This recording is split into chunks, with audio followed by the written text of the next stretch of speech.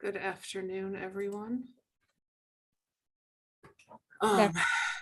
Today is September 22nd. This is the DC Board of Professional Responsibility. We're here for argument in re Amanda Hines and Fernando Campoamor Sanchez, disciplinary docket number 20 BD 41. I'm going to begin by noting that one of our members, Dr. Robin Bell, is not present today and she will not be participating in this matter. So a couple of quick things. I know we're all very experienced at this point with Zoom meetings and hearings, but just as a reminder, when you are not speaking, please be on mute to try to avoid any feedback. Obviously, counsel, while you're arguing, you may be unmuted and board members will mute and unmute as they ask questions. I fully recognize it is difficult to argue in front of 8 people. So please keep an eye out for when board members do have questions. I will try to help and jump in if it looks like a board member is trying to ask a question and counsel, just doesn't see that that's happening, but kind of keep an eye on that. So argument today is on exceptions filed by Ms. Haynes and by disciplinary counsel, which means that we have a slightly different order of argument. And I thank counsel for Ms. Haynes and Campoamor for filing a proposed schedule. I'm going to review it really quickly just to make sure everyone's on the same page. We will start with argument from counsel for Ms. Haynes, which will be 20 minutes. Please let us know at the start of your argument if you would like to reserve rebuttal time. Next, disciplinary counsel will respond to Ms. Haynes's argument and present argument on the exceptions related to Mr. Campoamor. Because of the 2 arguments being combined, we've extended disciplinary counsel's time to 30 minutes. I will ask disciplinary counsel to focus the first part of the argument in response to Ms. Haynes's argument, and then at some point we'll switch over to the arguments related to Mr. Campoamor. Rebuttal time may also be reserved for that argument. Third, counsel for Mr. Campoamor, your argument time is 20 minutes. Followed by any rebuttal time that disciplinary counsel reserved to respond to that argument. And finally, Ms. Haynes's rebuttal time, assuming any was reserved. Is there any preliminary matter? Okay. So we have a lot to get through this afternoon, and I know that time will move faster than any of you anticipate. So I recommend that counsel try to answer questions as directly as possible. And we're going to try to keep to the time in large part. Perhaps going over if we find the answers are responsive and being helpful with our task. Counsel for Ms. Haynes, you will go first. If you could identify yourself for the record, let us know if you want rebuttal time, and then you may begin. Thank you very much. I am Sarah Fink here on behalf of Ms. Amanda Haynes, and I'd like to please reserve 5 minutes for rebuttal. Sorry, Great. one preliminary question that I was just going to ask about if the timer was going to be up, and I saw that it was about to go up. So it will go up, and as soon as you start, the timer will start. So got it. Thank you. Good afternoon. I know there's a lot to cover today, and I'm going to do my best to boil it down to the 4 most important points today. So I'll give you a brief overview of what I'd like to cover. So the first point is that the hearing committee and disciplinary counsel both completely ignored the entire mosaic of conduct when they looked at Ms. Haynes's intent. That's a critical part of the analysis. The hearing committee report mentions the word mosaic once and then never conducts the analysis, and disciplinary counsel's brief doesn't even include the word mosaic. The second point I'd like to cover is that the hearing committee conflated what was known at the time of trial versus what was known post-trial. And that's really important because, of course, the board needs to look at the facts and circumstances as they existed at the time. So where the hearing committee substitutes the fact of Morales's debrief with his prior attempts to cooperate, that's a conflation of what the board should be looking at. Third, the hearing committee inexplicably determined that a reasonable prosecutor would have determined that the information about the debrief was exculpatory. Now, I say inexplicably because there were many prosecutors who did actually look at the information, not one of whom said it was exculpatory. This includes Department of Justice's Office of Professional Responsibility, OPR, which is essentially, for those of you who are unfamiliar, internal affairs for DOJ. And even they didn't find that the information about the debrief was exculpatory.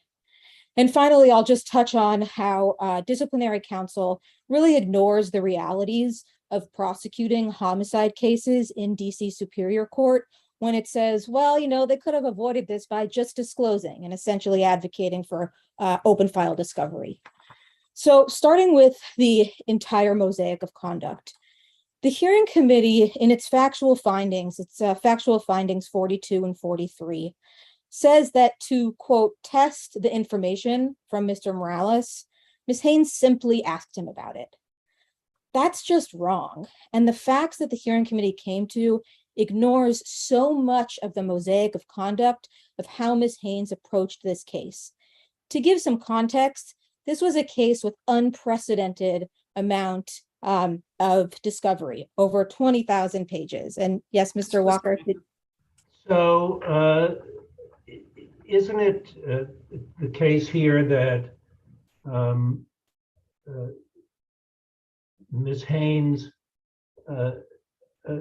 just whatever investigation or follow-up you say that she conducted, first of all, it seems apparent from your brief that you're arguing that she relied a great deal in evaluating the information on Mr. Morales's own account of that information. Is that a correct reading of your brief, that she based her evaluation of it largely on Mr. Morales's own description of his prior contact with law enforcement? So if you're referring, when you're talking about the information, just to be clear, are you referring to the information about the debrief referenced on page 1, or are you referring to Mr. Guandique's confession? I'm referring to the information on page 1 of the Zaldivar letter with respect to the debrief and the prior and what that meant. It seems that you rely a great deal on using his characterization that he just provided information about himself and that he did so truthfully. Is that a fair characterization of your position here? No. So Ms. Haynes and the prosecution team went through many steps to run down whether what Mr. Morales was saying, including about just having debriefed, about whether that was true. So, for example, in looking at all the things that Ms. Haynes and the team did, she didn't just take his word for it. She looked at the court docket and looked to see if there had been any motions for a sentencing reduction having been filed. She didn't find any. She also looked, because those are sometimes filed under seal, she did the math. She looked to see how long Mr. Morales had been sentenced for initially and how much time he had remaining on his sentence. And the math checked out. It was 260 months. She also asked the prosecution team to provide an accounting of all the benefits given to the witnesses. She looked into any mental health history. She ran criminal background checks. Pardon me, Ms. Fink, but isn't that the purview of defense counsel? Don't they get to do the same exact inquiry? And weren't they deprived of that based on the fact that they didn't have the same information that the prosecution had, which led to the inquiries that you're sort of discussing right now? Absolutely not. This is not something that Ms. Haynes only did for Mr. Morales, because this wasn't done because it said debrief. This is what was done for all the witnesses. So, for example, there was another. No, but the point is that you're saying that the prosecutor, Ms. Haynes, conducted a thorough inquiry to test whether or not, basically her theory that that there was nothing to see here, that this was a non-matter. And my question is, doesn't the defense counsel have the same exact right to conduct the same inquiry as what Ms. Haynes did, purportedly did, or what you're representing that she did? I suppose, but they could have done so. They could have done exactly those same things. They could have looked at the docket. They could have, filed a motion on seal. They could have looked at how long Morales' time left. Right, but the way that you're representing it, to me at least, or what I'm reading, and correct me if I'm wrong, is that the fact that they had access to page 1 of this particular letter led to this inquiry to make sure that this was not an issue. They determined at the end that this wasn't an issue, and that was the end of it. But my question again is, the defense counsel did not have access to that first page of the letter. Therefore, they couldn't have conducted the same inquiry and come to the same sort of conclusions that you claim that the prosecution claims to have come to after they conducted their investigation, right? No, so I think that you are relying on a premise that Ms. Haynes and the prosecution team only went through these steps because of what was on page 1, but that's not right. They went through these because this was an inmate witness. And this is sort of what you do with an inmate witness. This is what they did for other inmate witnesses who didn't have anything about, what was on page 1. For example, Jose Gotti. Excuse me, Ms. Finto. Did not Ms. Haynes, her theory on Mr. Morales's credibility was he went from sinner to saint because of his relationship with a mentor, some classes or something he had taken, and not because it was something that he would do to meet with law enforcement. I don't want to bicker over the word debrief, but meet with law enforcement.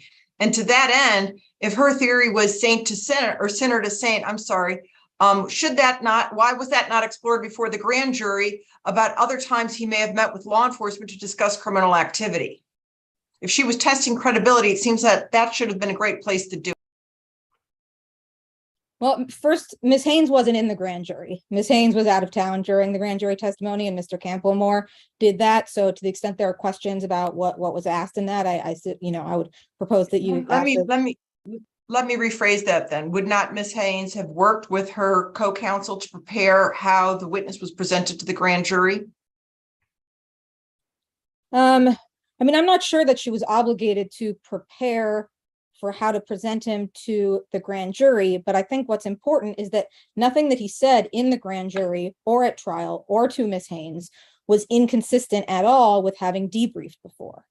This is distinct from being a cooperator, which, everybody who has, all of the prosecutors have agreed, and based on how that term is used in the U.S. Attorney's Office, he simply wasn't a cooperator. So that just wasn't a point that sort of stuck out. On this point, Ms. Fink, didn't he say at trial in his testimony essentially that he had not come forward before to law enforcement? I know you seem to equate coming forward with him saying he didn't testify, but didn't he actually, in the total context, say he had never come forward before to law enforcement, which seems to me to be contradictory with the notion that he had not debriefed? So, there's a difference, one, between coming forward, which is what he did in this case, right, where he's reaching out to law enforcement to try to provide information about somebody else, and then being approached by law enforcement and just talking about himself. How do we know he was just approached by law enforcement? That's what he said. Isn't that a point that the defense attorneys should have had the opportunity to investigate and test? So, I think it's important to look at what the actual obligations for prosecutors are. And I understand sitting here with 20/20 hindsight, looking back, you can say, shouldn't they have known this? Wouldn't it have been nice if they could have looked at it? We could have avoided all of this. But that simply isn't what the policy or the law was at the time. On its face, the fact that there was a debrief was not exculpatory. And the hearing committee even acknowledges this. Was it impeachment? No. And when I use the word, word, why is it not impeachment? Because there was nothing inconsistent with having debriefed. And when Ms. Haynes asked him about that, debrief to her means talking to law enforcement and only about himself, not testifying, not coming forward on others. Right, but that requires us to accept his answers as true, and that the prosecutor is allowed to accept those answers as true and not allow defense counsel to look into it themselves. And so I'm just wondering, particularly here where it was a lie, how is this not impeachment? And I know you don't want we shouldn't look to see how in the end it came out, but even if it was 100% true, why isn't defense counsel allowed to look into that? So the question isn't whether defense counsel is allowed to look into that. The real question is whether they are entitled to it as either Giglio or Brady before trial. And, I don't know that we need to get into the, was it disclosed as Jenks or wasn't it? Of course, our position is that it was. And so defense counsel did have that information. and could have asked about it, which is why Ms. Haynes talked about it in the first place. But Right, again, but if it's impeachment, it needed to come in earlier, correct? sure, but Okay, not so let's one. focus on impeachment and not Jenks. Right. So not one prosecutor who looked at this, and this includes both OPR, when they went through, they did an over 2-year investigation. They conducted interviews of 12 people, including sworn interviews of the respondents. They looked at all of the email correspondence back and forth amongst the entire team. And they had a lower standard of proof. The standard of proof for OPR is preponderance of the evidence. Of course, here it's clear and convincing. So And even OPR, OPR didn't find it. my understanding is OPR found that the first page was provided to defense counsel. If we accept hearing committee's finding that it was not provided, why are we relying on what OPR said? OPR didn't actually make a finding either way on page 1. They said that the evidence was essentially equal, and so they couldn't determine whether it was. So they didn't rely on it. Their findings don't rely on it actually having been disclosed. Let me ask on this very point of whether page 1 was turned over or not. Given the hearing committee's what appears to be fairly detailed findings as to the credibility of the various witnesses who testified in this point, are you asking us to find that their conclusion on this was incorrect? And if so, where is the clear and convincing evidence to counter the record developed by the hearing committee on this point of whether page 1 was turned over at all? So yes, so I am asking you to disagree with that. And I'm also asking you to disagree with many of the other factual findings that the hearing. What's the basis? On what basis could we, since I think it was OPR, I thought they said the evidence was an equipoise. Either OPR did that or the Special Investigating Committee. So if the evidence was at best in equipoise as to whether page 1 was turned over, on what basis could we possibly find that there is clear and convincing evidence that it was turned over? The burden is on ODC to prove by clear and convincing evidence that it was not turned over. So that's sort of flipping where the burden is. It's not the burden on the respondents to prove that it was turned over. It's ODC to prove that it wasn't. And for exactly the reason you point out, they can't when OPR found that it was in equipoise. But if the hearing committee found, didn't the hearing committee find that it was not turned over?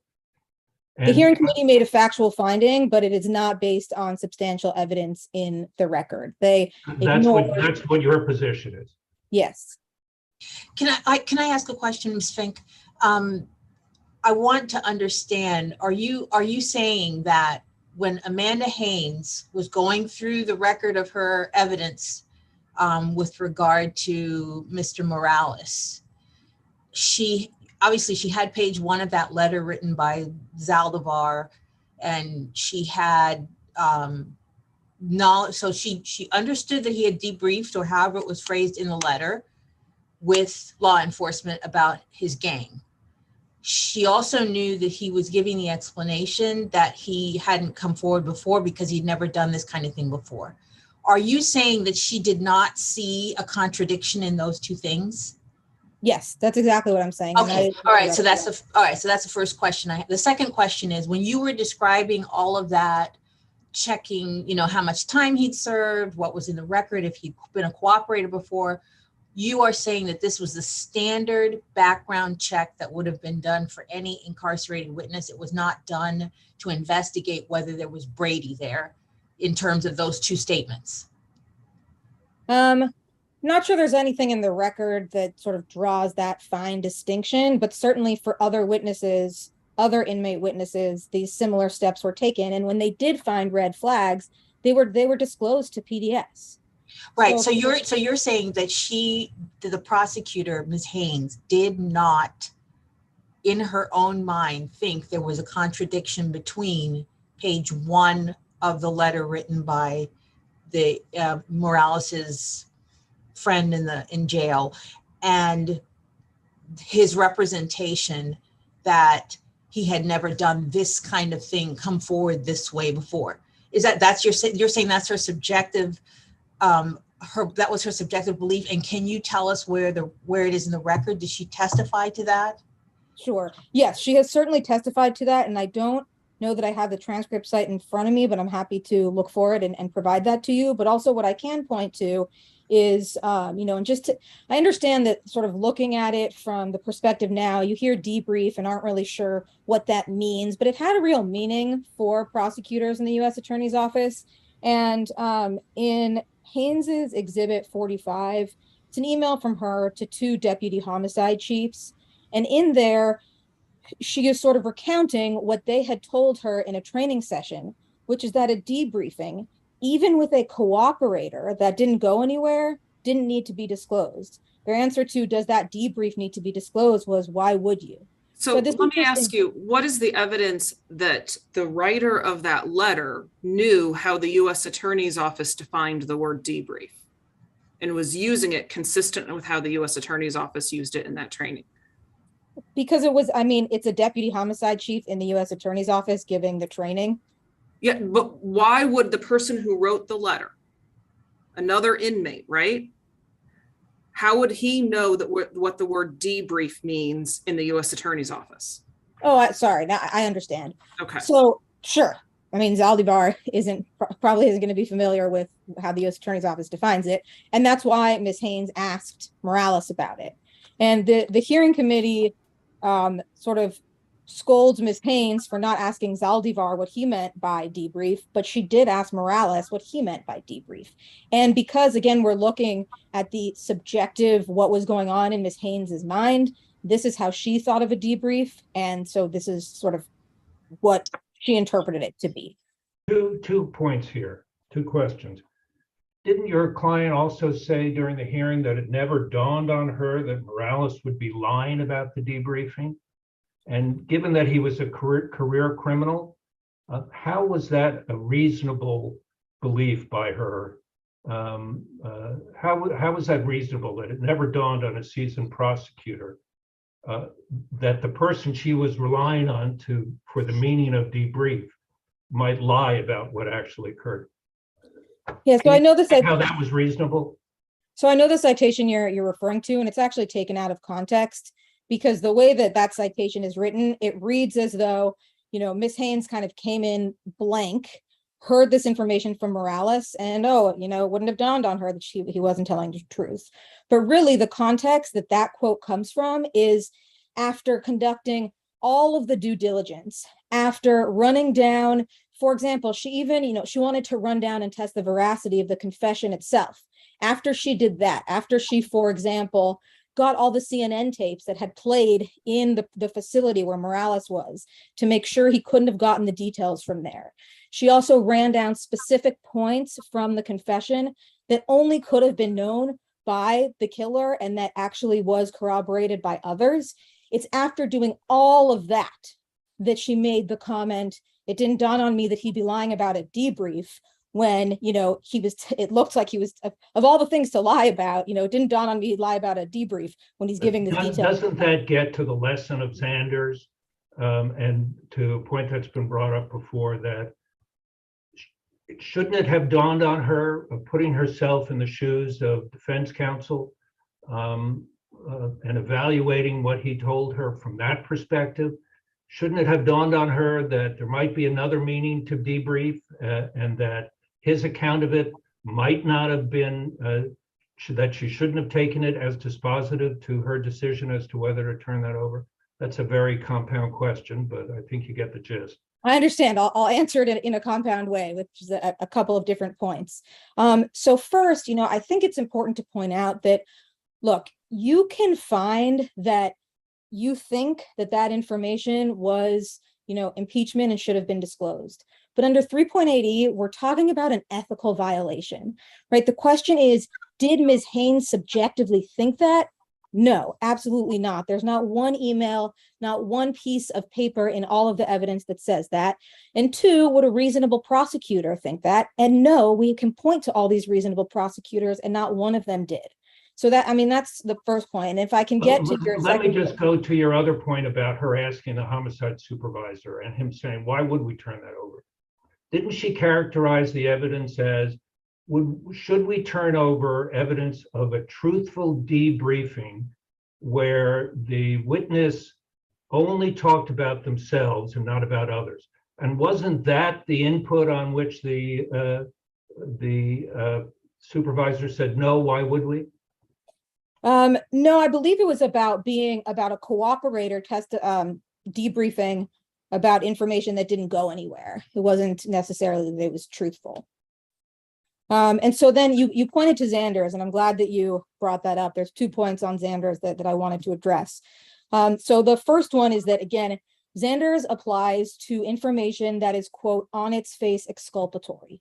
I mean, on its face, the fact of the debrief simply isn't exculpatory, or at the very least, Ms. Haynes didn't subjectively think that it was, nor did any of these reasonable prosecutors who looked at it afterwards, including Mr. Kavanaugh, who ODC himself called a, quote, entirely truthful and honest witness. He didn't think that either. And in Xanders, just to give a little bit of context, I mean, the issue there was a witness came forward saying that there could have been another person who was the shooter, right? Somebody else could have done the crime. On its face, that's plainly exculpatory. Also in Xanders, and this is a point that I don't think was brought up in the briefing, is that the Xanders court, after talking about disclosing what is on its face exculpatory, also stated that a witness's history of being a cooperator didn't need to be disclosed as impeachment evidence.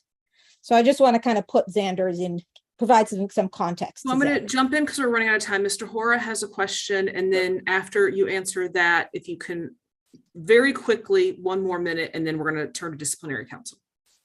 I just want to make sure, because I'm not quite sure we received an answer to this question, because it seems like you're arguing on one hand that the evidence did not need to be turned over, but on the other hand, you're asking us to find by clear and convincing evidence that the hearing committee's finding that the page 1 of the letter was not turned over was incorrect, basically. Is that, first of all, is that correct that you're arguing both, that one, it did need to be turned over, and that the hearing committee got it wrong when they said that it wasn't turned over? And if so, 2, can you point us anywhere in the record that would support this contention that it's by clear and convincing evidence that we should disagree with the hearing committee's finding? So I'm arguing not that it shouldn't have been turned over at all, but that it shouldn't have been turned over as Giglio or Brady. It should have been turned over as Jenks. So that's to the first point, just to draw that line. To the second point, yes, we are asking you to find that it was turned over as Jenks, but I would also, I think that the standard really of whether it was turned over is really a legal conclusion and not necessarily a factual one. In the case, INRI, I'm not sure how to pronounce it, in Michael, Micheel, the citation is 610 A2D 231 at 234 DC 1992. Basically, it found that in these sorts of situations, if a, quote, finding of fact has a clear legal consequence, right? And here, if it wasn't turned over as Jenks, it has a clear legal consequence, then the standard of review is de novo. So you can look at that de novo. And I submit that that's how you should look at that finding, that just because something may be in the finding of facts section, that doesn't actually make it de facto a finding of fact. So just what, thank you for allowing me 1 minute. The one thing I want to point out, because there are a lot of errors in the hearing committee's findings of fact, I'd like to point out just one so that you can sort of get a sense. So this goes to the conflation of what Ms. Haynes knew at the time of trial and what was learned post-trial. So the hearing committee, this is finding of fact 14, and also in its conclusions on page 46, it misquotes Campbell and Moore in a really important way. So the hearing committee writes that, quote, the fact of Morales's debriefing was directly contrary to what his testimony was at trial. And the citation there is to Mr. Campbell Moore's testimony. But if you look at what Mr. Campbell Moore actually said, and this is in the transcript on page 1227 to 1228, what he actually said is, the fact that Morales had sought and attempted to cooperate and offer others for his benefit, not the fact of his debriefing, was directly contrary to what his testimony was at trial. So here, the substituting of what was known at the time, the debriefing, with what was learned years after the sought and attempted to cooperate, I think really shows that there are many factual errors that I would encourage the board to go back and look at. The last one I'll point out is in finding of fact 76. The hearing committee writes that the government moved to dismiss charges against Guandike almost a year later on December 10th, 2015. That's just factually wrong. The motion to dismiss the indictment was July 28th, 2016, and that was because of information that was completely unrelated to Mr. Morales that led them to dismiss the indictment. And in the respondents' proposed finding. Well, was that information completely different, or was it under the same theme of this guy is a serial cooperator in order to get himself out of jail kind of guy? It was completely different. So number one is, even after they agreed to a new trial on May 22nd, 2015, the U.S. Attorney's Office was prepared to move forward and sponsor Morales as a witness. And they were continuing to do that from May 2015 until July 2016. So for a year, they were still going to sponsor him, knowing everything they knew. Then after, I'm not sure if any of you had read the Washington Post article about it. It came out the same day the motion to dismiss the indictment came out. Mr. Morales was recorded by an actress in a hotel where he was expressing a willingness to commit future crimes, including crimes against that woman's husband. And it was that information. And ODC, even in response to respondents' proposed findings of facts, admitted without any qualification that, quote, for reasons unrelated to Morales's prior interactions with law enforcement, the government moved to dismiss the indictment without prejudice. And again, that's respondents' proposed finding of facts 133. So again, there are many more I could, and I wish I had time to point out to you, but I hope that Well, sort of gives you. I'm going to. Are those in your brief? Are those in your brief?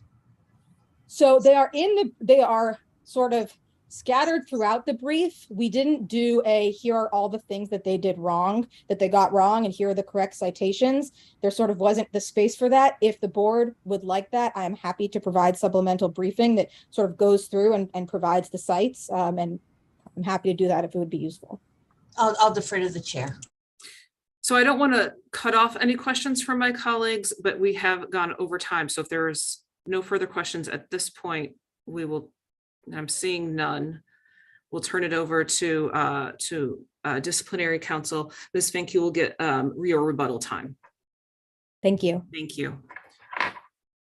Good afternoon, Hamilton Fox for the Office of Disciplinary Counsel. If I have any time left, I'll reserve it for rebuttal, but I don't want to specifically reserve any time for rebuttal. I would like to make one preliminary point. In March of 2009, the Zaldivar letter arrived in the U.S. Attorney's Office, and two things came out of that letter. The first was that after Mr. Zaldivar described Mr. Morales as involved in a very serious gang operation, he says, however, he has debriefed to law enforcement before. Now, as Ms. Pittman's question pointed out, he's not a prosecutor. He's not using debrief in any kind of particular way, but that's a selling point. He's selling Mr. Morales to the government on the grounds that he's done something like this before. The second thing that comes out of that letter is when you get a couple of pages later and you look at what Mr. Morales is saying. He's saying, I was told in 2006 by Mr. Guandike that he murdered Chandra Levy. And it's 2009 and then I'm coming forward. So that's the dilemma that is posed right from the outset for the prosecutors in this matter. They're selling him, Zaldivar is selling him as somebody who has done something to help law enforcement before, and yet he didn't come forward between 2006 and 2009. How do the respondents deal with that? Mr. Campo Moore takes him into the grand jury a couple of months later and gets him to explain why he didn't come forward when he learned this information in 2006. He didn't come forward, he says, because I've just had this change of heart. The hearing committee used the phrase epiphany, and I'd never done anything like this before. And that's the story they sold consistently in the grand jury and then in the trial to the jury. So can I ask a Mr. Fox, question? Mr. Fox, wasn't the meaning there that he had never testified before? Certainly when he got on the witness stand, he said he had never testified before. But he also said, I've never done anything like this before, and I didn't know even how to do it. And the hearing committee, finding of fact 14, that was a lie. In fact, the findings of fact of the hearing committee are that his testimony, that was finding of fact 11, his testimony was central to the case. 12, his credibility was crucial. 13, his explanation was he had this epiphany. 14, that was a lie. Now, Mr. Fox, what's the basis for the hearing committee's conclusion that that was a lie? what, that he had never done anything Yes. like this before? Yeah, what is the basis for the finding that statement was a lie? Because he had, well, there are two bases. One, the Zaldivar letter shows that he had in fact done something like this before. Mr. Zaldivar used the phrase debriefed. The government didn't disclose that, but he had done something like this before. And of course, it was also a lie because he'd done a lot more than debrief in the way the U.S. Attorney's Office uses the phrase before. He tried to come forward in the past and actually testify, or he tried to testify, hadn't actually done so. So that's the basis that it's a lie, both in what's in Zaldivar letter and what the facts would show if the Zaldivar letter had been disclosed and had been able to investigate it. Mr. Fox, do you agree that had Morales not testified at the Guandique trial, that page 1 of the Zaldivar letter, you agree that, yeah, Morales had testified, that page 1 of the Zaldivar letter would not need to have been disclosed to the defense? Had Morales not testified, page 1 would not have been disclosed to defense. Is that what you're asking me? Yes. Not need to. Yes, I do, because the only reason you would disclose it to the defense would be because it's Giglio material that the defense would need to know in cross-examining Mr. Morales. If Morales didn't testify, you wouldn't disclose it. So, mindful of the Klein Court's admonishment that the text of Rule 3.8E is always controlling when it comes to interpreting a rule, how is the sentence on page 1 exculpatory or tending to negate? Because Rule 3.8E, of course, is keyed to evidence that tends to negate. And I was actually going to go there later, and so this is a good time to do that because it sort of ties into the argument that Ms. Fink was making with respect to whether this was sort of exculpatory on its face. Except for perhaps a prior conviction, little is exculpatory on its face. Things are exculpatory depending on the context in which the witness testifies or the context of the trial. I'm sorry. Now, this was exculpatory because it was impeaching, and we've had since Giglio, the law for 50 years in the United States has been that impeaching evidence is exculpatory evidence, evidence that tends to negate the guilt of the defendant. They were presenting this man as a man who had an epiphany, a change of life, had never done anything like this before, and they had evidence that he had done something like this before. It's impeachment evidence, and therefore it's exculpatory, and it had to be disclosed. So I want to make sure I understand your position. So your position is that even solely impeaching evidence would be evidence tending to negate guilt under the meaning of Rule 3.8E? Yes. Thank you. I mean, that's been a law since Giglio, which was decided 50 years ago. Now, Mr. Fox, I have a question here about whether the prosecutors should have known that this information was either exculpatory or tended to negate guilt. Ms. Fink has pointed out several times that there is no other prosecutor who reviewed this matter who came to a conclusion that this was exculpatory or Brady material. So how are we to factor that into our review and evaluation of whether the respondents here should have known that this tended to negate guilt? Your use of the phrase "should have known" is exactly where was going next. And I want to preface it by, and I'm going to respond directly to your question. I want to preface it by saying that the argument on behalf of Ms. Haynes completely misconstrues the law with respect to Rule 3.8E. And it's because of the "should have known" that I say this. Their whole argument throughout the brief and inherently in what they said today is premised on the notion that she didn't intend to withhold information that she thought was exculpatory. And as your question points out, Mr. Walker, that's not the test. The question is whether she intentionally withheld the information and whether she should have known it was exculpatory. Now, to answer your question directly, the prosecutors that looked at this case were not considering the same issue that you're considering. First, post-trial, there was an investigation as to what it was that Morales had actually done in the past. That was what the investigation was all about. It wasn't an investigation of the conduct of Ms. Haynes or Mr. Campo Moore. Now, there was an OPR investigation of after all this was over, of Mr. Campo Moore and Ms. Haynes. But that investigation, to my utter surprise, focused entirely on whether this information had been disclosed as Jenks.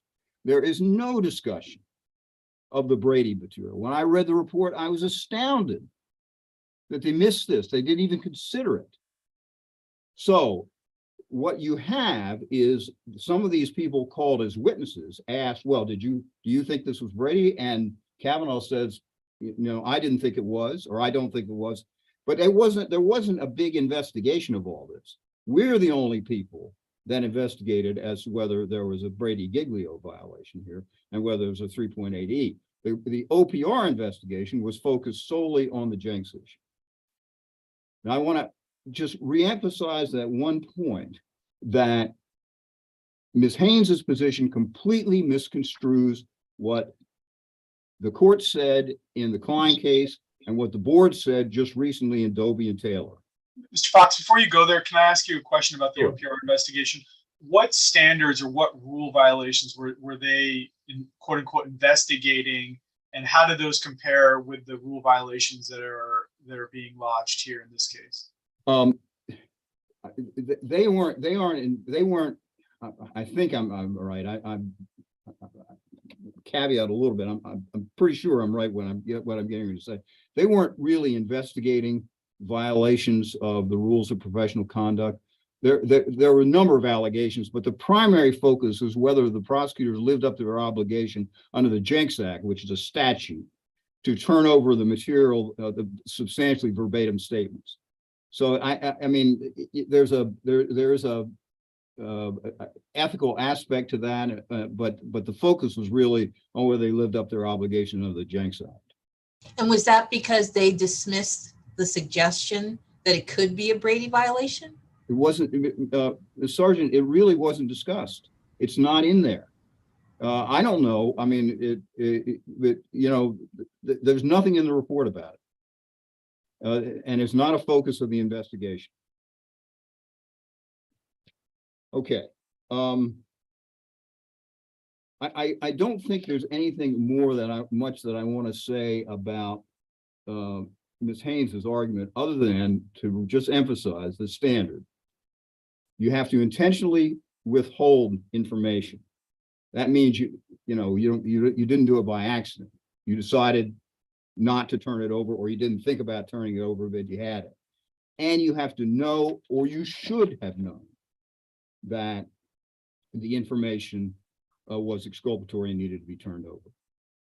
I would say just one point. It was unnecessary, but the hearing committee did find that Ms. Haynes knew that this information was exculpatory. And there's a whole section, I keep using the word exculpatory, and I use that to include impeachment evidence, because I believe that's what the law is. But there's a whole section in the hearing committee's report that says that. And the real It seems like, Mr. Fox, it really seems like the hearing committee made a few very significant findings about the subjective intent and knowledge of people. And can you walk us through how they were comfortable making a decision that the respondent in fact knew, not reasonably should have known, but that she in fact knew that it was exculpatory, either as impeachment that would go to negate the evidence of guilt, or as actually exculpatory? How did they come to that conclusion when she herself was denying it? Well, because they looked at what she did. On October 5, 2010, she met with Mr. Morales for the first time. And she confronted him with the obvious discrepancy in his testimony that he had never done anything like this before, by the fact that the letter, the Zandivar letter, said that he had debriefed to law enforcement. She recognized right from the start that that was an inconsistency, that was impeachment, and she confronted him with it.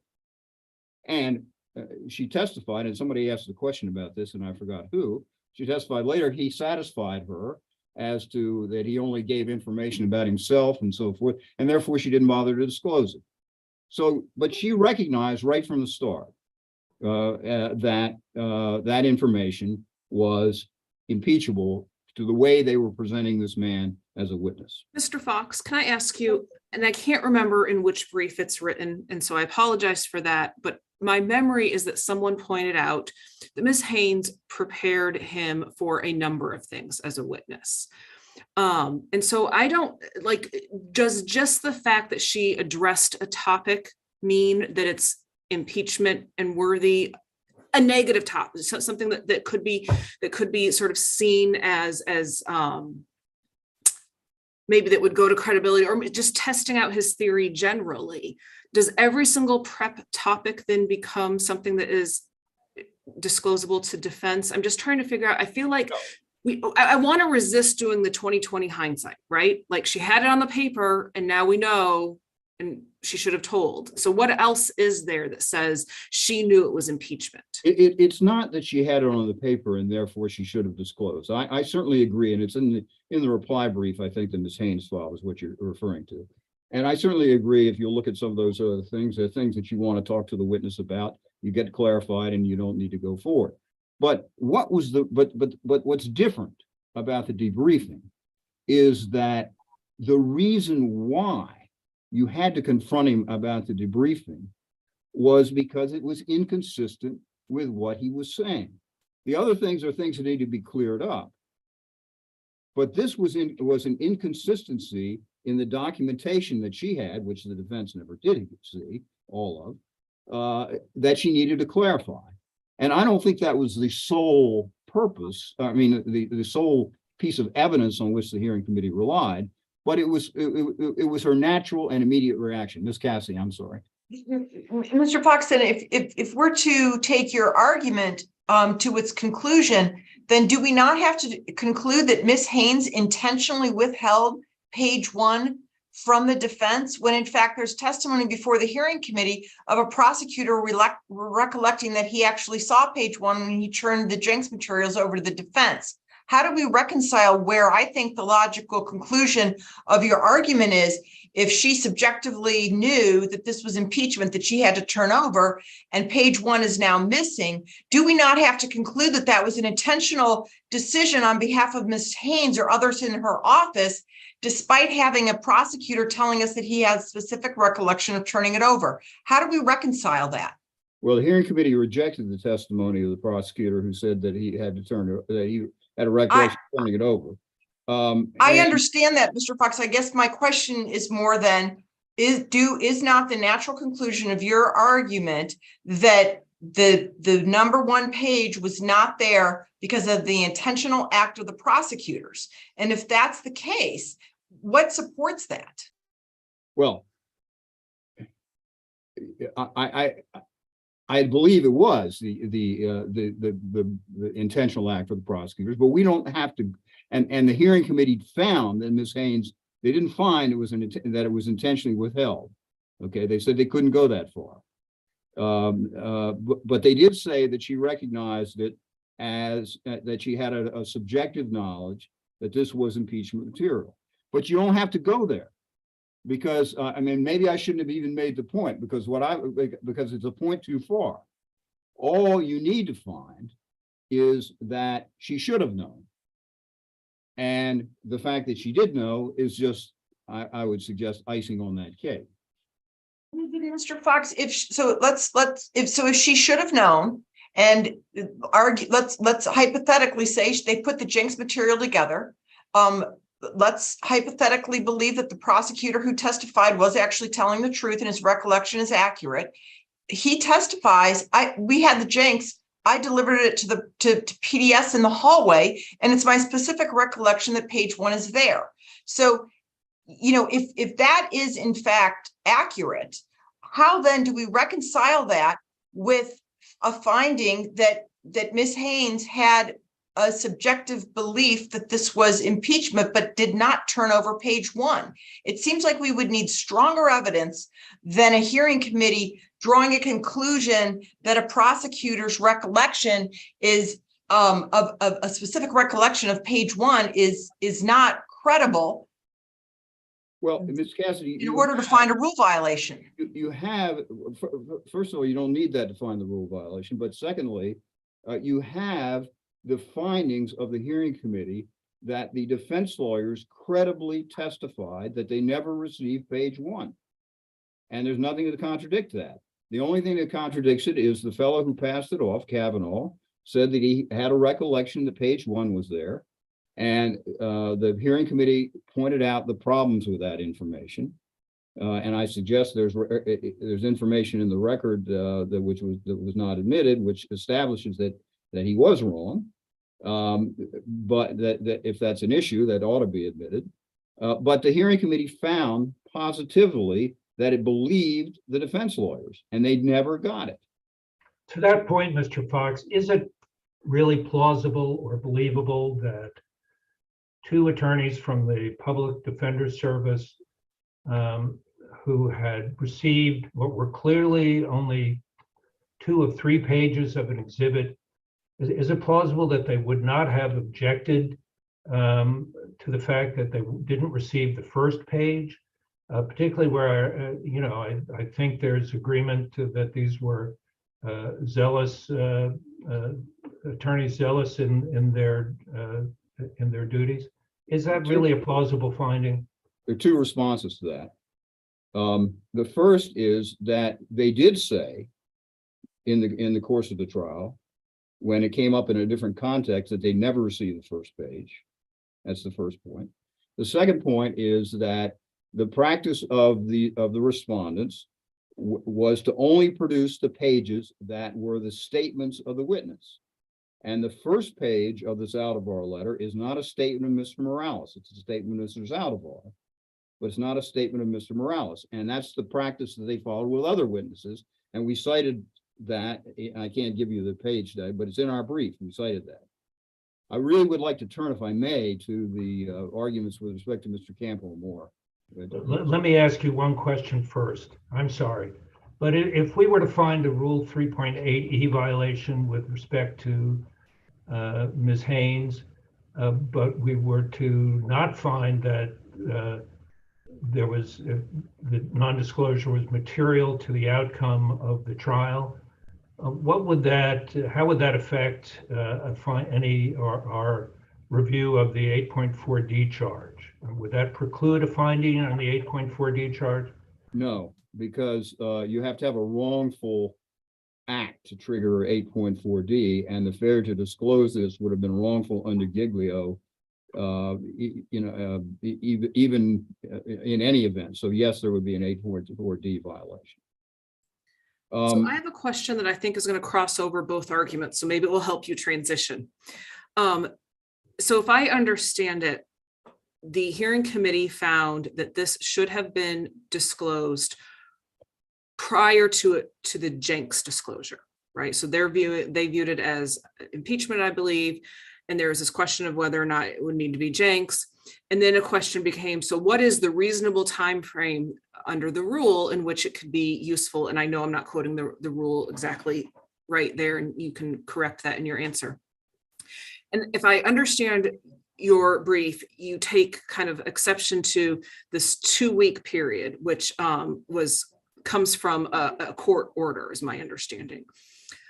Can you help us understand what you think is a reasonable time? Because we may have to get to that in this case, and it may be relevant to Mr. Campamore and his chart and the charges against him as to when was the period triggered for there to be this disclosure? Okay, the actual A very long question. I apologize. The actual wording is at a time when use by the defense is reasonably feasible. And the first point is he wasn't turned over even by the 2 weeks, but the reason this argument is hard to articulate, is going to take a while, is that it only comes up when a prosecutor has failed to make the disclosure. And then after the fact comes out and so forth. It doesn't come up in the context of a trial itself, because what happens in a trial is if the prosecutor hasn't made, let's say the prosecutor should have made the disclosure a month beforehand, makes it 2 weeks beforehand. What happens is the parties hammer that out at the time and the judge adjusts the trial schedule. It's dealt with at the time. It has to be, the testimony in this case from the defense lawyer, which was accepted by the hearing committee, was that it would have taken a considerable amount of time for them to investigate this, and that they couldn't have done it in 2 weeks. Now, how long do they need? Well, they filed a motion. It's Mr. Campbell-Moore's Exhibit 17. They filed a motion, and they asked that this material be turned over by August 1. Now, there's an estimate from the defense counsel as to the amount of time that they needed. So had he turned it over by August 1, this is all 2010, of 2010, the time they said that they would need to get the Brady material to investigate, then I would think you could take that as a date. If you take the 2 weeks, they didn't turn it over in 2 weeks before the hearing either, and that only becomes important if and this will give you a chance to segue, although not much time to do so.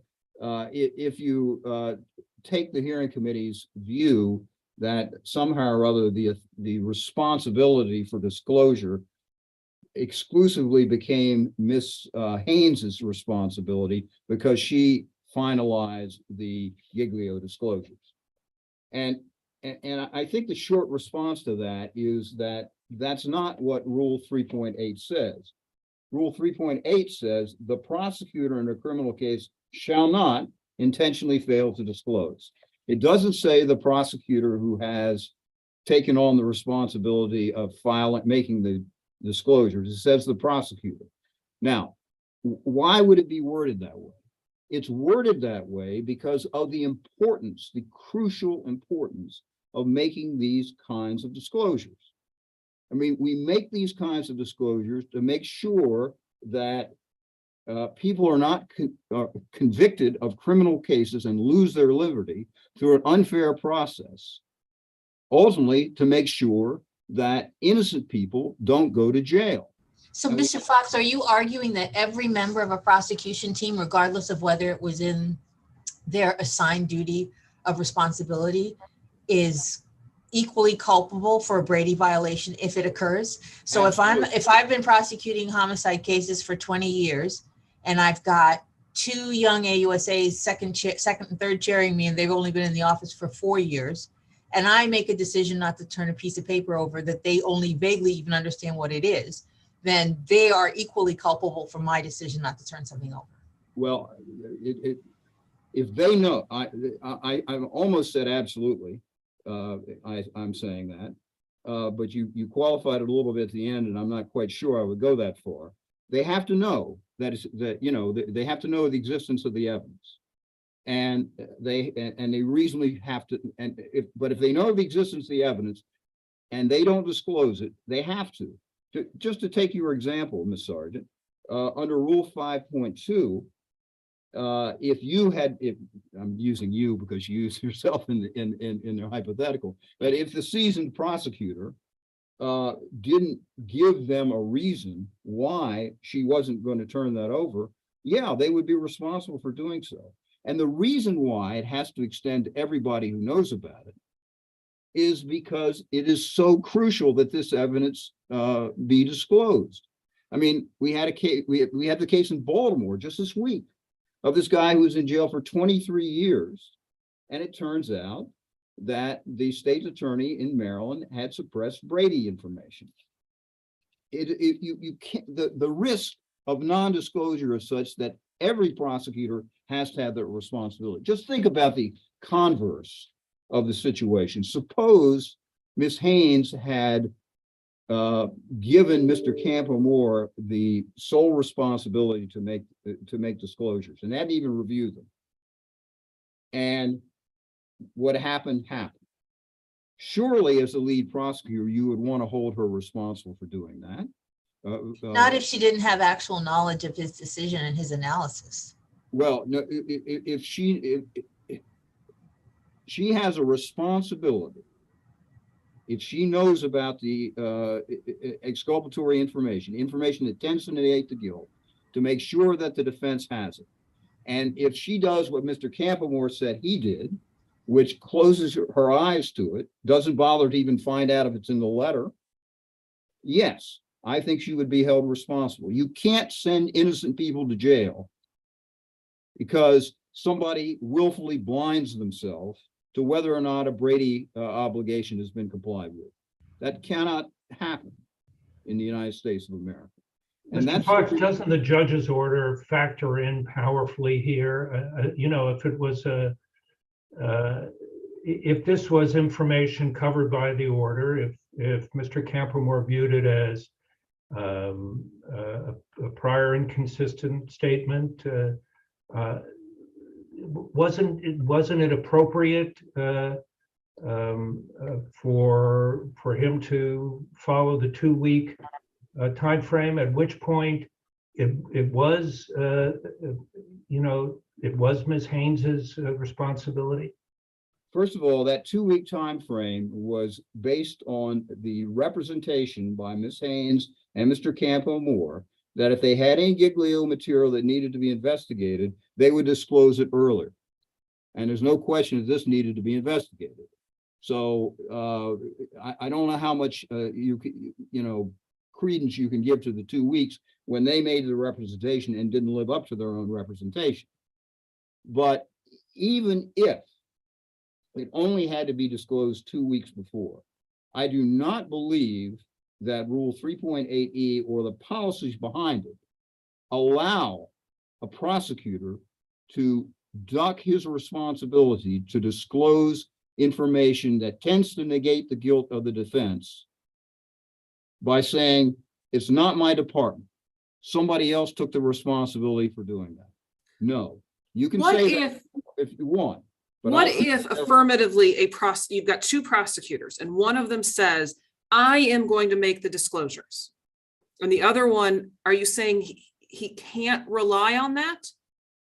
Because I'm not sure we have to have some sense of reality in the rules. And I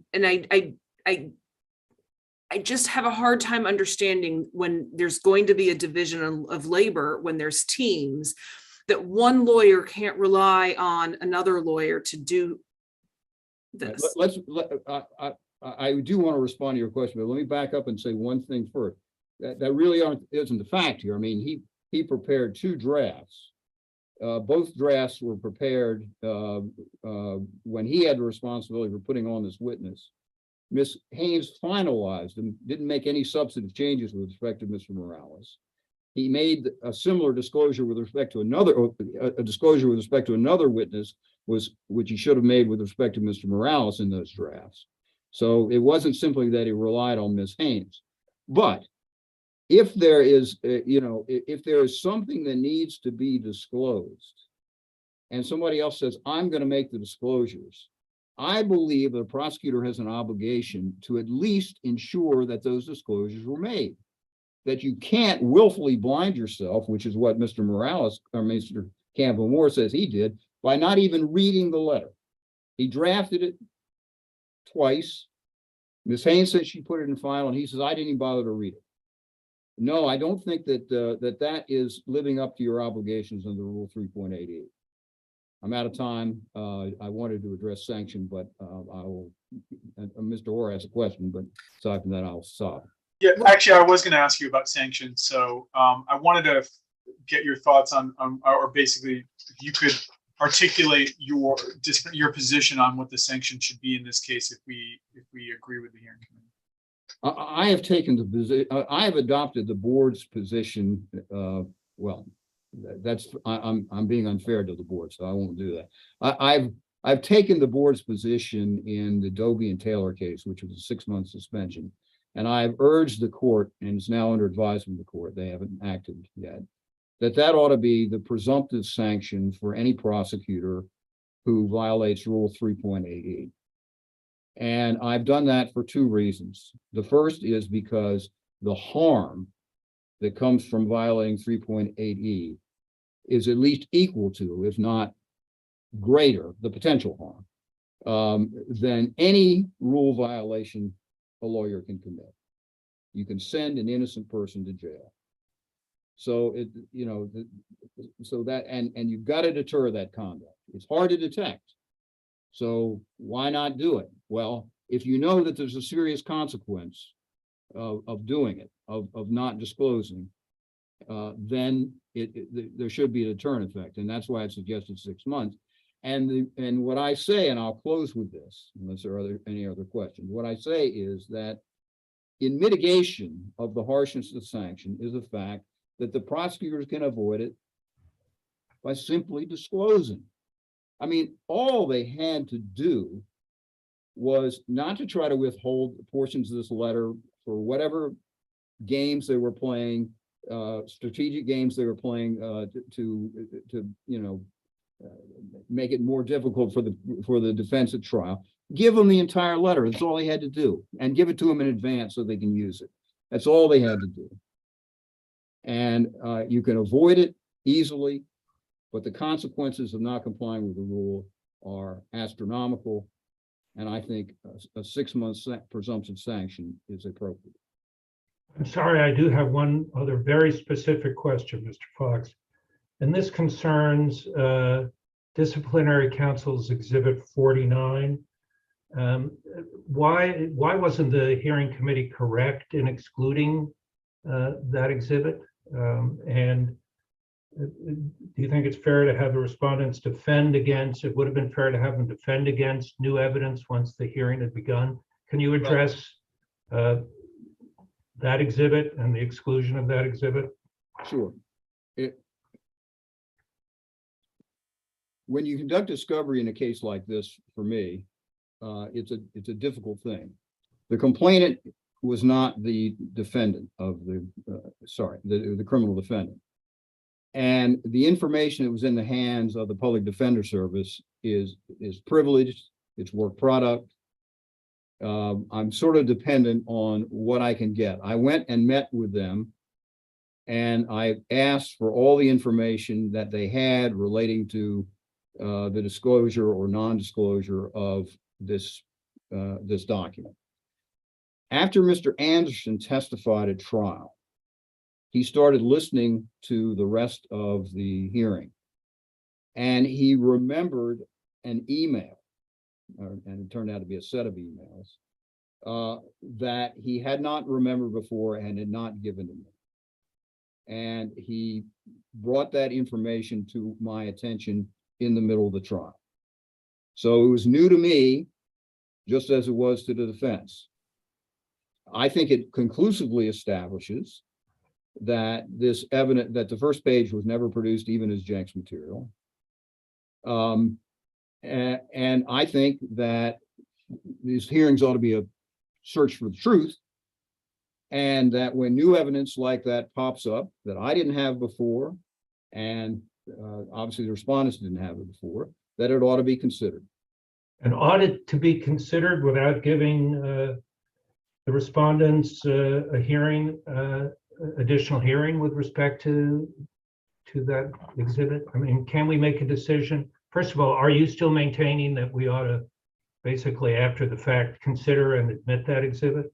You know, Mr. Walker, I would say you don't need to confront that issue if you accept the hearing committee's finding of fact, and I don't think it's a finding of ultimate fact. I think it was a finding of fact that the information wasn't produced as Jenks. The hearing committee was convinced of that without the exhibit. Unless there's some doubt about that finding of fact, then you don't have to confront the issue. And if there is doubt? I'm sorry? If there is doubt? Well, then I think my position would be that a hearing or a trial ought to be a search for the truth. And if there's evidence, that it ought to be considered.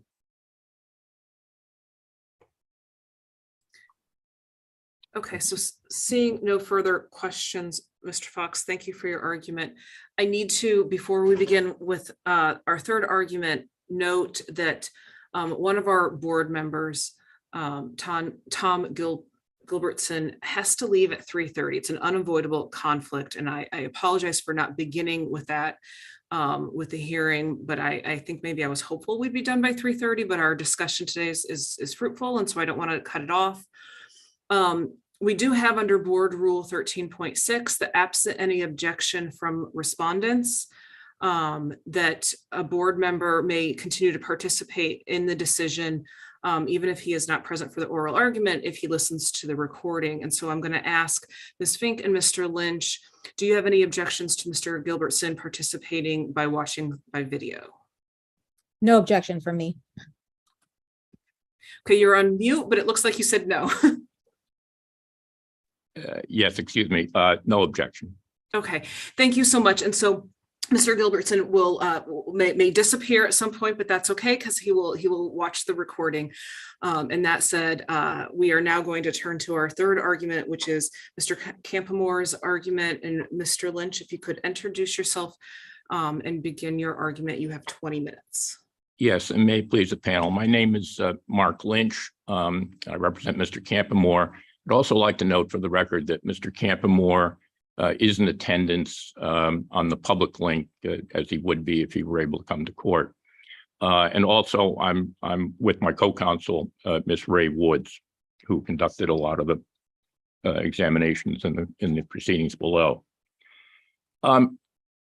One of the most significant things we heard today was in response to Ms. Preheim's question about whether Mr. Fox agrees that the debrief reference was solely impeaching information. He agreed. Now, that has many, many implications for this case.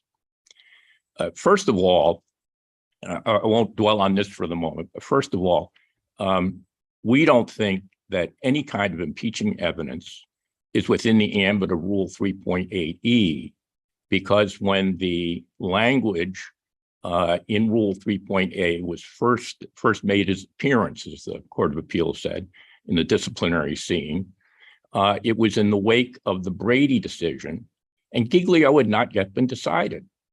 At the time the rules were promulgated, and the language has been carried forth since then, it has not been expanded to include impeaching information. And in short, the rule has not kept up with the developments in the case law. And I think it's quite clear from the rule and the comments to the rule, it can't be that the rule includes or the rule covers whatever the courts subsequently decide. No one would have any notice what how their conduct is to be structured if that were the case. All right, now, but putting that aside, Mr. Lynch, excuse me, I just want to understand that argument a little bit more. So your position is that since 3.8E was drafted before Giglio and has not been revised to contemplate Giglio, a prosecutor who hypothetically intentionally fails to provide Giglio material would not be culpable under 3.8E because 3.8E was drafted before Giglio. Is that your position? Yes, that is our position. Look, Can you help me understand? I'm sorry to interrupt. Can you just flesh out how I'm to understand that from a policy perspective? Since my understanding of Giglio is just the progeny of Brady and making sure that evidence that can be exculpatory through impeachment is provided to the defense. It seems like it's the reasonable prosecutor would know that Giglio can be construed as exculpatory through impeaching material and therefore should be disclosed. It doesn't seem to reach the policy objectives or kind of. With respect, Ms. Cassidy, I don't think we should begin with policies. We should begin with the text of the rule. And the fact that the board can certainly look to case law, especially Supreme Court case law, subsequent to the drafting of a rule for its own guidance. I mean, you can see that, right? Not if the case law substantially expands the scope of the rule. Only the Court of Appeals, through the rulemaking process, can expand the scope of the rule. Okay, can I ask, maybe, I don't know, Mr. maybe Lynch, you don't want to get bogged down in this. Yeah, Yeah, I just have one more question on that. Are you suggesting that Giglio substantially expands the scope of the prosecutor's professional obligation to turn over exculpatory evidence? Giglio expanded the scope of a prosecutor's constitutional duties to turn over impeaching evidence. The rule didn't. So can I ask just a clarifying question? You said that the rule was adopted when Brady was in existence, but before Giglio was in existence. But Right. Wasn't the rule amended in 86? It was amended, but not the language tends to negate the guilt to the accused remained unchanged. And Right, furthermore, but wouldn't that have been an opportunity because as I read the case law, and I could be wrong, but as I read the case law, the tends to negate guilt prong goes to exculpatory and impeachment. That's what Brady and Giglio did. And so I'm just wondering why in 86, if we don't then say that it also adopts the definitions in the case law when it readopted that language. I certainly agree that the first part of your statement, but the second part I cannot agree with. The rule stays static. It doesn't evolve like the incorporation doctrine under the 14th Amendment of the Constitution. It was something that was written in 1969 and hasn't been changed since then. So let me ask you a hypothetical. Let's say I had a rule that said, we will comply with due process. Okay. I'm an agency. I've got this rule. I've promulgated it. Obviously, the what is due process is regularly sort of defined by the courts, and we gain a greater understanding with each holding. Are you saying that we could not look to current case law on what is due process to interpret such a rule? You can't look to intervening decisions. You have to look at what the due process required at the time the language is adopted. And as of 1969, when the ABA first proposed the model code, and then the Court of Appeals adopted it in 1972, against that background, information that tended to negate the guilt to the accused was only information that went to whether the defendant committed the crime. And this is where Ms. Preheim's question is so important. It did not, the case law had not expanded to include impeaching evidence, much less solely impeaching evidence. So In re Klein, I know doesn't, like, I don't read In re Klein as having any party specifically putting forth this argument, but certainly In re Klein as written, doesn't it talk about impeachment as being part of the 3.8E? It talks of that case involved impeachment evidence, which was also exculpatory. Right. The but they- statement, the but there's- statement at issue not only impeached the witness, it pointed to the innocence of the defendant.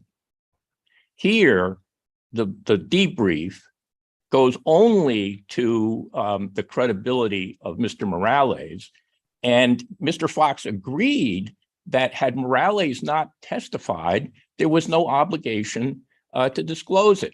That is the essence of the distinction between merely impeaching evidence and exculpatory evidence. Now, to be sure, there is a lot of impeachment evidence which is also exculpatory because it goes to whether the defendant committed the crime or not. This debrief does not go anywhere near whether Gwandiki committed the murder of Chandra Levy. It only goes to his credibility. Now, doesn't it go to whether or not Gwandiki, if it goes to his credibility, doesn't that go ultimately to the guilt or innocence of Mr. Gwandiki? Because it goes to the point of whether Mr. Morales's recounting of the confession could be believed. all right, That's not impeaching on an irrelevant or subsidiary issue. That's impeaching on the primary evidence in this case. right, And now- I'd also point out that the rule does not in some other ways follow Brady. So why are we in lockstep here with the Brady-Giglio case law? But answer the first question first, please. all right. The first question being, I'm sorry, could you repeat it? Well, I guess my point was that this was not impeaching on a subsidiary issue, but impeaching on an issue that goes directly to guilt or innocence, because it goes on whether Mr. Morales could have been believed with respect to what he said about hearing the confession. That's right. That is classic impeaching evidence. It is not classic exculpatory evidence. It doesn't go to the guilt or innocence of the defendant. Now, this was recognized even by the Public Defender Service in this case. They filed this Brady motion seeking extraordinarily broad pretrial discovery, totally unprecedented in this jurisdiction at that point. And they made the point that evidence that's exculpatory has to be produced as promptly, immediately after it's discovered. But they conceded that solely impeaching evidence could be disclosed closer to trial. And at most, the debrief reference in the Zaldivar letter, it goes to credibility. So now this is very important because the findings with respect to Campamore are overwhelming, that he was relieved of responsibility for the Giglio disclosures and for responsibility for Morales altogether. He was relieved of that sometime in September. It looks to me like the most plausible date is September 22nd, when Haynes sent him an email and said, "I'm going to take responsibility for the Giglio disclosures." And then, Mr. Fox says, well, he never read Haynes's letter. Haynes never gave it to him. He's not copied on it. He never even saw it until a year after the trial. All right. So now the way Mr. Fox is attempting to pin responsibility on Mr. Campamore is to say, oh, well, he had a responsibility to disclose this impeaching information way before the deadline for the Giglio letter. And that's why this concession that we've heard today, which is very important and which is in line with the position that the very vigorous defense lawyers took, is that there is a difference in the timing for disclosure of evidence that goes to the guilt or innocence of the accused and evidence that goes to the credibility of the witness. And there really is sleight of hand to suggest that any case was that broad, that there was certainly no case that held that solely impeaching evidence had to be disclosed as soon as it was discovered or 2 months before trial. PDS pressed very hard for a 2-month deadline, and the court gave them 2 weeks. Now, I don't think we should get into the business of second guessing the calls that the judge was on the ground. He was calling balls and strikes. And I think it would be inappropriate in a disciplinary proceeding to fault a prosecutor for relying on what a judge tells them to do. Although if the court had not set out that 2-week period, would we have to come up with a time frame? Yes, because there was no clear time frame, and there still isn't any clear time frame. All right, but let's assume, so hypothetically, we're going to assume that we find that this was impeachment evidence that had to be produced under 3.8. Keeping in mind, I understand your arguments to the contrary, but this is a hypothetical. Yeah. What would you say is the right test for the time frame then to figure that out? If you didn't have a court order, or it's possible that the court order could be wrong. Let's say they just said, oh, you can produce it the day of trial, even if it requires investigation. Well, maybe a hard and fast time limit should be established, but I'd submit, first of all, it's not the domain of the disciplinary process to be making prospective rules governing prosecutors. And furthermore, it ought to be done by court rule, or it ought to be done by statute.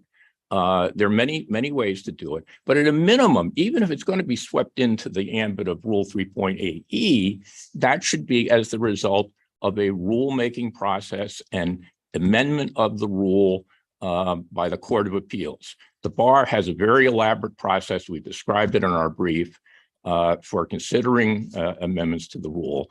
And there certainly is no clear guideline on the deadline for disclosing solely impeaching evidence. Now, Mr. Fox was pressed very hard on this by the chair of the committee. He was saying, well, if it's not 2 weeks, when is it? And Mr. Fox, well, I agree, it's hard to figure out. And then the judge says, well, sometime before I'm sorry, I mean Mr. Bernius, not the chair of the committee, not the judge. The chair of the committee said, well, 2 weeks, sometime before 2 weeks is a pretty mushy standard. And they did not adopt a mushy standard. The hearing committee adopted the position of the judge, and we submit that this board should do the same. So I ask simply because the rule does say at a time when use by defense is reasonably feasible. So I think I appreciate that you would prefer this being done by rulemaking, but I do think that whenever we have a 3.8E violation, we're going to have to consider timing.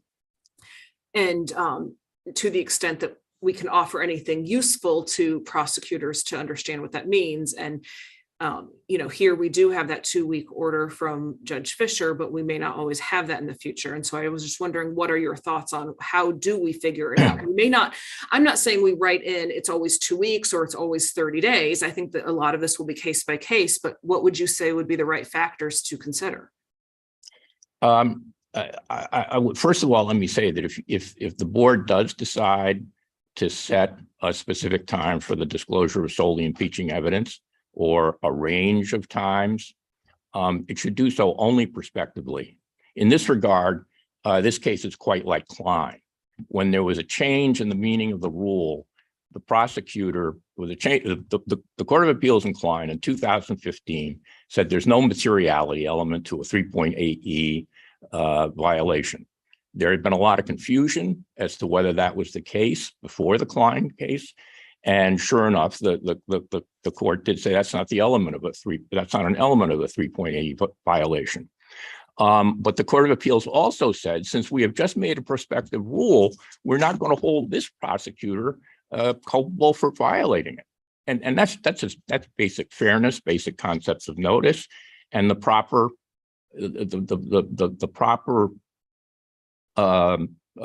method in adopting rules. People can't be held retroactively to new rules. And so you wouldn't want to like have input on what factors we would put forward, assuming that we accepted your argument that it would be only applied in the future? Well, And it's okay if you haven't thought about it. I mean, it's a very broad topic.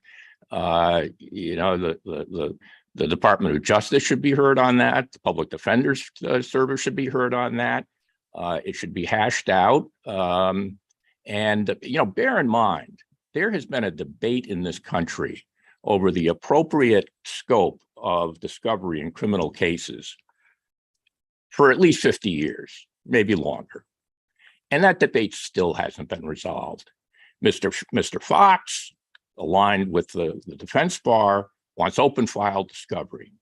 Well, no one has ever, no court, well, there are some courts that take very expansive views of this, but no court in the District of Columbia, and certainly not the DC Court of Appeals, has taken that position. And this debate is a struggle between the prosecutors and the defense bar. And I respectfully submit that it's improper. Let me not say improper, but it's inappropriate for the disciplinary system to put its thumb on the scale of that debate. That should be hashed out through appropriate processes that seek input from all of the relevant stakeholders. That should not be decided on the back of an individual prosecutor who did his or her best to comply with the rules as they understood them at the time the conduct in question took place. Okay, I see no other questions from the board. Can I make just two quick points? Very quick. First of all, on the Rule 8.4 issue, Mr. Fox argues now that if there was a failure to disclose Giglio information, that was improper conduct and therefore harmed the administration of justice. That is an incredible walk back from the position he took below, that the Rule 4.8, the 8.4 issue rose or fell on whether there was a 3.8E violation. And in his opening brief to this board, he said it's contingent. The 8.4 issue is contingent on the 3.8 issue. So this argument that we've gotten on reply that if there was a failure to disclose impeachment information, that by itself is improper conduct that should be covered by Rule 8.4 is really intolerable to step back from those earlier concessions. Okay, thank you for your argument. Mr. Fox, as I understand it, you did not reserve for rebuttal. No, I ran out of time in any event. So I'll happily answer any questions, but no, I didn't reserve. Okay. I don't see any. I mean, if the board members have questions, I'd be happy to have Mr. Fox come back, but otherwise I think we can turn to Ms. Fink, who did reserve rebuttal time, I believe 5 minutes. Mr. Lynch, I'm sorry, could you mute yourself? Thank you. Ms. Fink, please begin. Thank you. So I'd like to start by addressing OPR and what they did look at.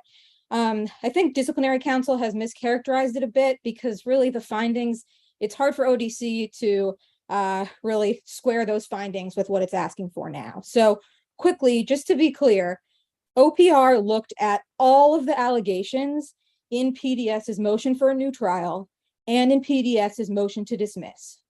In its opening investigation letter to Ms. Haynes, it sent a 7-page letter with 18 questions and sub-questions and explicitly wrote that it was looking into, among other things, an allegation that prosecutors violated their obligations pursuant to Brady and Giglio.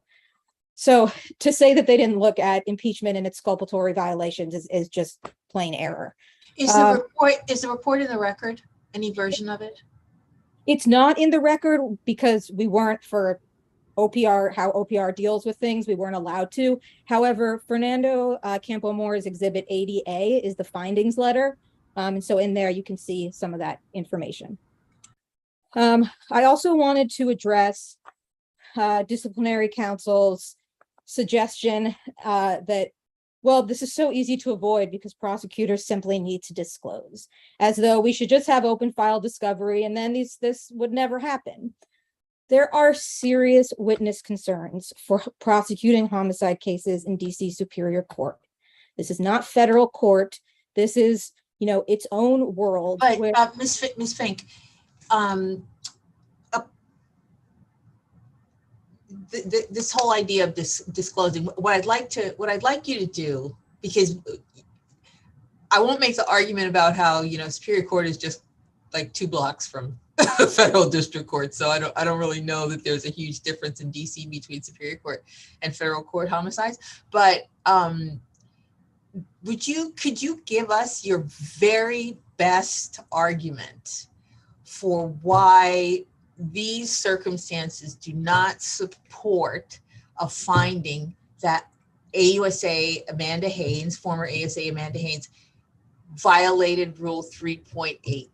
Give us your best argument for why that is not the case. Why should we not say that a reasonable prosecutor should have known that page 1 of that letter should have been disclosed? Sure. So Ms. Haynes,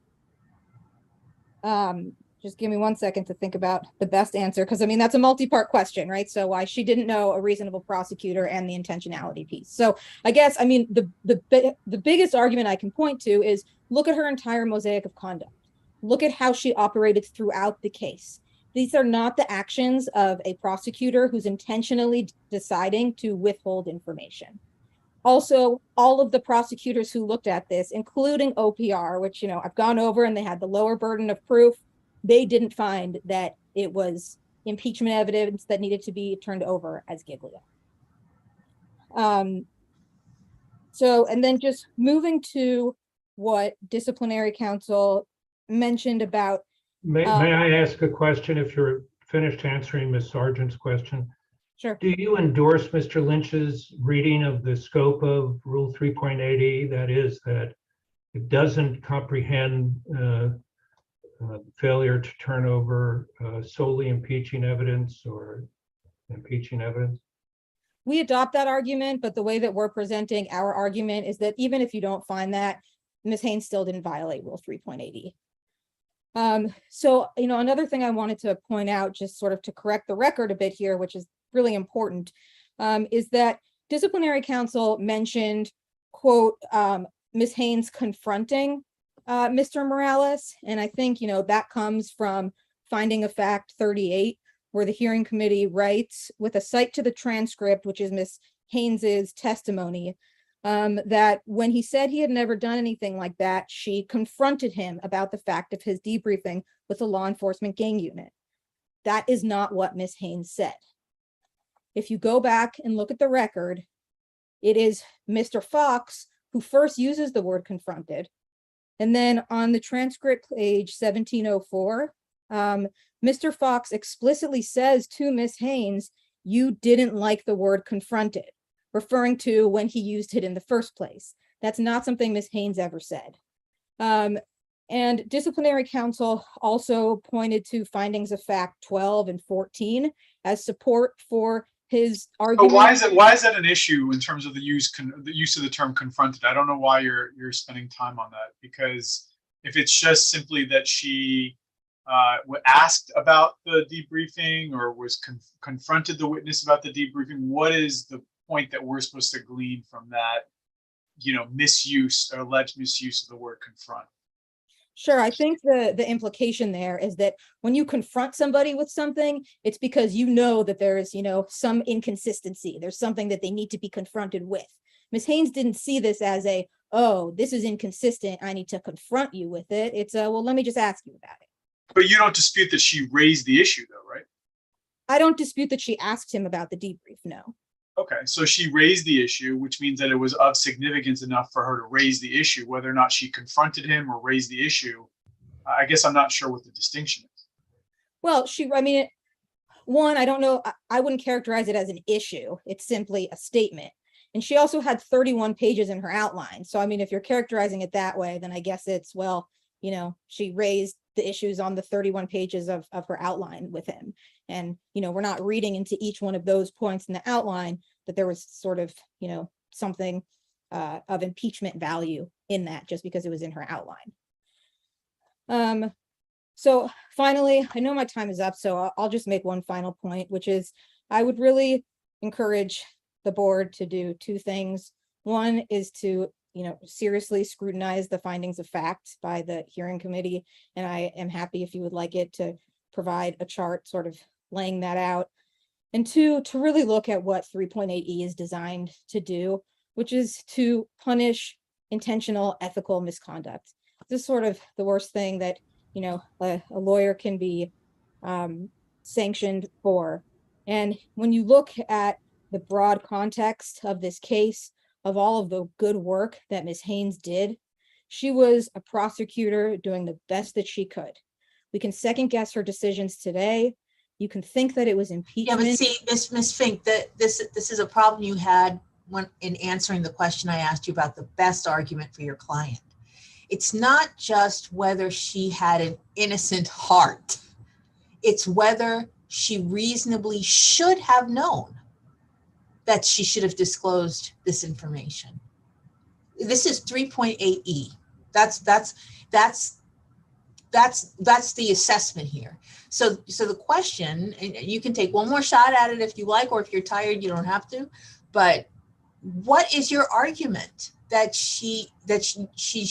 a reasonable prosecutor wouldn't have known? And don't tell us what OPR found, because they're not the reasonable prosecutor. The reasonable prosecutor, what is your argument that the reasonable prosecutor would not have known that this needed to be turned over? Sure, and I'm happy to answer your questions all day. I'm not tired, just to be clear about that. But so a reasonable prosecutor, I guess, I can answer that in two ways. One is there was nothing impeaching on its face. The debrief was consistent with what Mr. Morales said in the grand jury. It was consistent with what he told Ms. Haynes, and it was consistent with what he said at trial. There's a chart in our briefings on page 56 to 57 that lays all that out. So that's part of why she herself did not think subjectively that it was impeachment. And then if you want to say reasonable, well, I won't just point to OPR, but I can point to every other prosecutor who looked at it. So, I don't think, respectfully, I don't think you can sort of say, well, what's the reasonable prosecutor argument without looking at all the prosecutors who looked at it. The entire post-trial team, which it went on for 2 to 3 years. They looked at everything in the record, conducted interviews, reviewed 95 boxes of evidence, and even them, after having the benefit of all of the information after trial, not one of them thought the information was exculpatory. So it's not just OPR. So if you can wrap up real quick, that would be great. Sure. Thank you. That was very helpful, at least to me. Good. Again, Ms. Haynes was doing her best in this case. And this Rule 3.8E is intended to punish prosecutors who have violated serious misconduct. And, I hope that you find that Ms. Haynes both didn't subjectively believe it was exculpatory and that a reasonable prosecutor wouldn't. But even if you disagree with that, look at her intent. And regardless of what happens with the intent standard under Dobie Taylor, which I know is under review, it still encompasses the entire mosaic of conduct. The entire mosaic of conduct here, she's an honest prosecutor. There's no charge of dishonesty like there was in Dobie Taylor. And I hope that you reverse the hearing committee's findings. Thank you. So I thank all three counsel for your argument this afternoon. The case is submitted and you may leave our virtual courtroom.